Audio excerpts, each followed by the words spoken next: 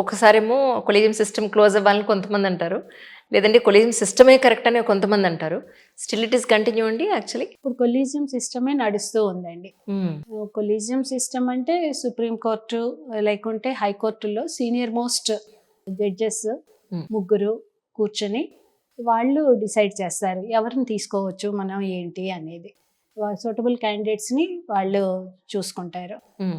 Bar నుంచి కొంత శాతం తీసుకుంటారు, సర్వీస్ నుంచి కొంతమందిని తీసుకుంటారు.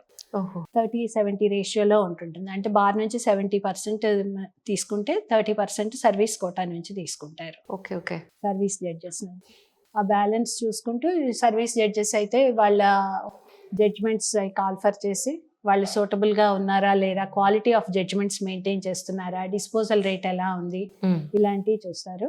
బార్ నుంచి అయితే కనుక వాళ్ళ ముందు ఎలా వాదిస్తున్నారు, ప్రతిభా పాఠవాళ్ళు ఏంటి, ఎన్ని కేసులు చేశారు, ఇన్కమ్ ట్యాక్స్ రిటర్న్స్ అయ్యి ఫైల్ చేస్తున్నారా, గత 5 సంవత్సరాల ఇన్కమ్ ట్యాక్స్ రిటర్న్స్ చూస్తారు.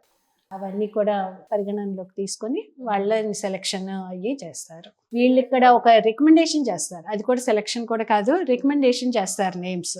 ఈ రికమెండేషన్ అయిన తర్వాత ఇవి త్రూ ఇక్కడ స్టేట్ గవర్నమెంట్ నుంచి సెంట్రల్ గవర్నమెంట్ హోమ్ మినిస్ట్రీకి అటు వెళ్ళాలి. ఇంటెలిజెన్స్ ద్వారా వాళ్ళు రిపోర్ట్స్ తీసుకుంటారు.